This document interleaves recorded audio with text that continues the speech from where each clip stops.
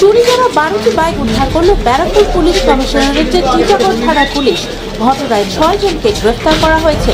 শনিবার দুপুরে এক সাংবাদিক বৈঠকে এমনটাই জানিয়েছেন ব্যারাকপুর পুলিশ কমিশনারেটের ইসি সেন্ট্রাল ইন্দ্রবদন ঝা।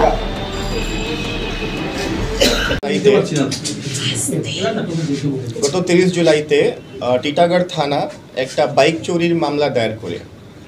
বাইক চুরির মামলাতে তদন্তে সঙ্গে সঙ্গে টিটাগড় থানা টিম নেমে যায় এবং গোপন সূত্রে মারফতে একটা বাইক চুরির গ্যাংয়ের খবর পায়।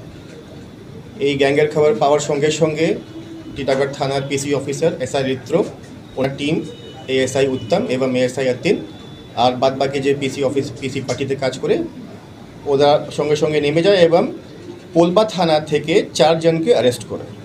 পোলবা থানা থেকে 4 জনকে যে অ্যারেস্ট করা হলো ওটার নাম আছে দামোদর বাগ, অমিত হলদার, ঝন্টু দাস আর সজল সমাজপতি।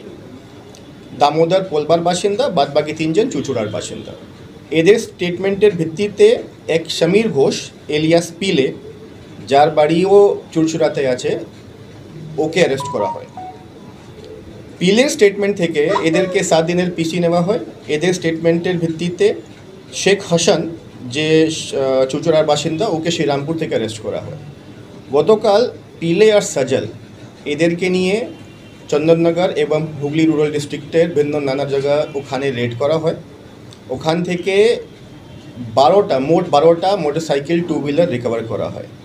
3টা বাইক রিকভার করা হয় চুঁচুড়া থেকেই হলদিডাঙ্গা, 3টা বাইক পিলের বাড়ি থেকে যেটা চুঁচুড়াতে আছে, 4টে বাইক পোলবাতে দামোদর বাগের যে বাড়ি আছে ওর সামনে থেকে, আর 2টে বাইক চুঁচুড়া স্টেশন গ্যারাজের সামনে থেকে রিকভার করা হয়।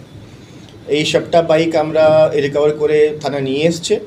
এই 12টা বাইক মধ্যে যে আমাদের যে কেস রেজিস্টার হয়েছিল 30 তারিখে 266 নম্বর, ওর যে বুলেট ছিল ওটা রিকভারি আমরা করতে পেরেছি। বাদ বাকি 11টা বাইকের আমরা তদন্তে দেখব কি কোথায় আছে, কার আছে, ওটা অল কনসার্ন মেসেজও যাবে আর আমরা আস্তে আস্তে এটা আইডেন্টিফাই করব।